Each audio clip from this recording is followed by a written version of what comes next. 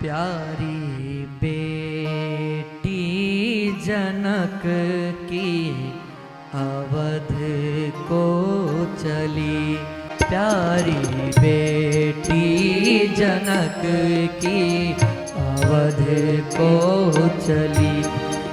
माँ की ममता चली, घर की लक्ष्मी चली। माँ की ममता चली, घर की लक्ष्मी चली। प्यारी बेटी जनक की अवध को चली, प्यारी बेटी जनक की अवध को चली।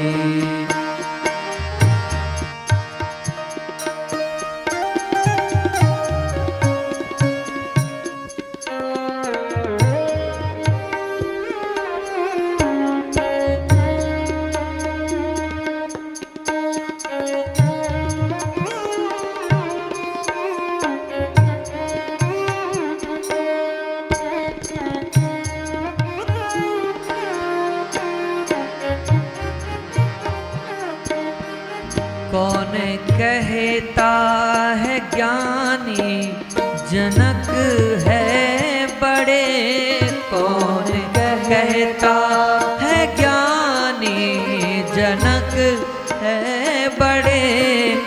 प्यारी बेटी के आंसू लिए है खड़े, प्यारी बेटी के आंसू लिए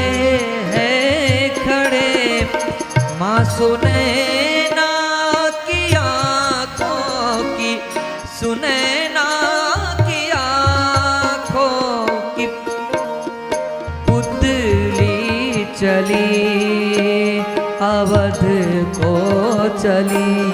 प्यारी बेटी जनक की अवध को चली, प्यारी जनक की अवध को चली।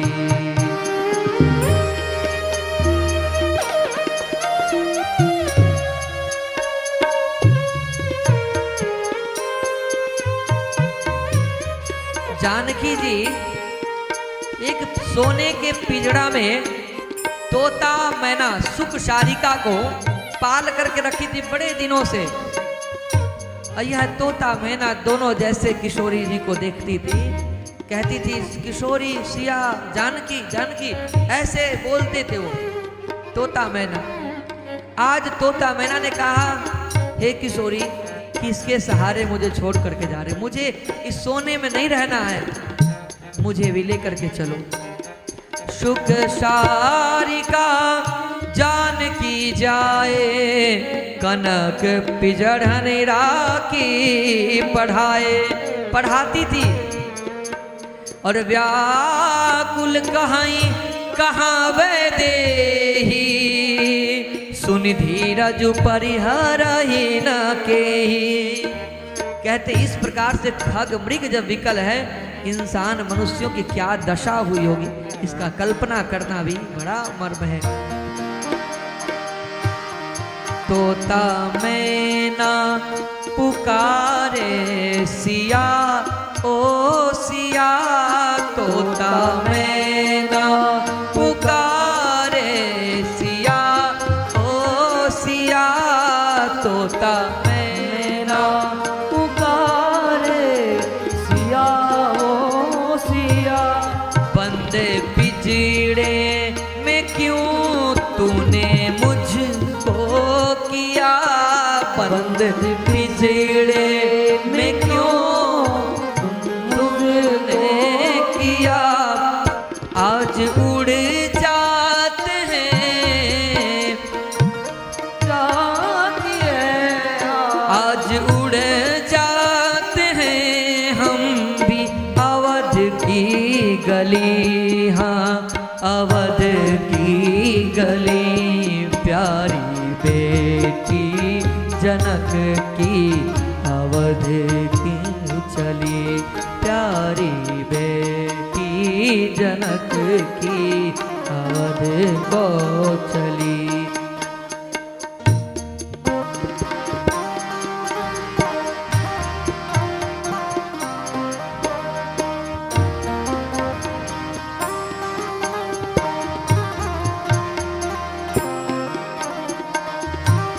आंसुओं से कहते हैं श्री किशोरी जी इस विदाई के क्षण में कहते हैं जानकी जी तोता मैना से कि क्या करोगी।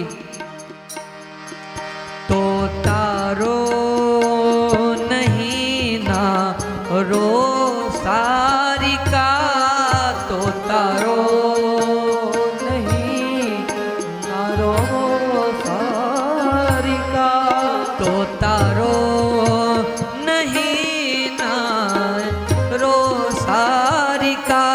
आंसुओं से भरा है जीवन नारी का, आंसुओं से भरा है जीवन नारी का। हे तोता क्यों रो रहे हो, नारी का तो जीवन ही आंसुओं से भरा है। वो कभी खुश कहाँ हो पाती है, घर से बड़ी होती है तब विवाह हो जाता है। विवाह के बाद सुख मिले क्या, बच्चों के लिए सोचना, पति कभी कुमार्ग पर न चले जाए, कुसंगी न हो जाए इसकी चिंता, बच्चे पढ़ लिख ले और एक योग्यता प्राप्त कर ले इसकी चिंता। डर लगता है बेटा कहीं सुयोग्य हो गया तो देश छोड़ करके कमाने बड़ी दूर चला जाएगा, बड़ी दूर चला जाएगा, आने में भी उसको बड़ी देर लगेगी। योग्य नहीं निकला तो अपने घर के लोग ही ताने मारेंगे कि क्या किया, जीवन भर कुछ नहीं किया, बच्चे तुमसे एक सुधार न सकी बच्चा को। करो तो करो क्या, बच्चा सुधर जाए तो दूर हो जाता है, बिगड़ जाए तो घर के लोग ताने देते हैं। क्या अब इसके अलावा तीसरा कोई रास्ता भी तो होना चाहिए ना। तोता रो नहीं ना रो सारिका, तोता रो नहीं ना रो सारिका, आंसुओं से भरा है जीवन नारी का, आंसुओं से भरा है जीवन नारी का। कह देना पिता से, कह देना पिता से बुलाए लली, कह देना पिता से बुलाए लली। हाँ अवध में लली प्यारी सीता जनक की, अवध को चली प्यारी बेटी अवध के, अवध को चली।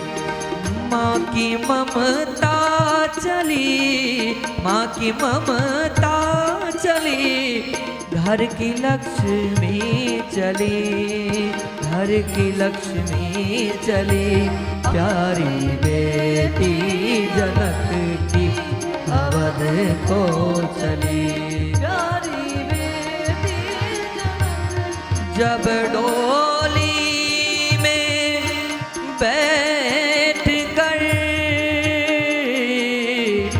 बिटिया जाए विदेश, पत्थर से पत्थर हृदय सह ना सके यह ठेस, सह ना सके यह ठेस। पत्थर भी पिघल गए।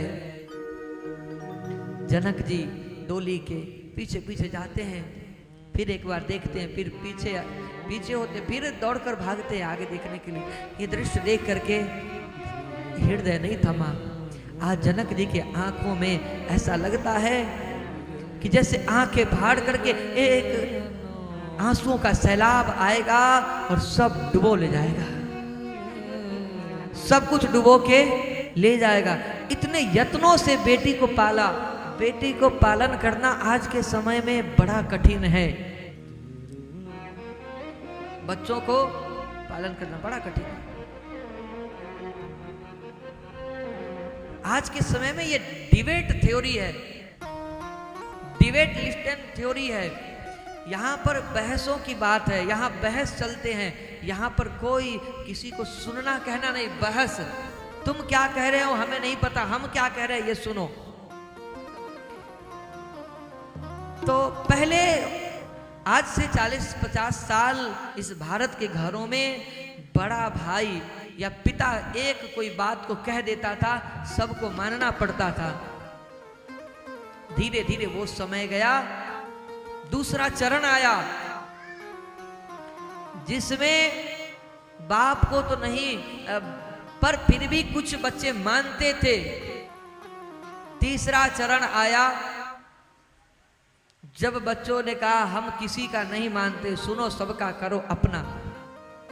ये तीसरे चरण में आ गए। चौथे चरण में तो ये आ गया कि आप कहेंगे बच्चों से कि बेटा ये मंदिर है, मंदिर में जाओ पूजा करो।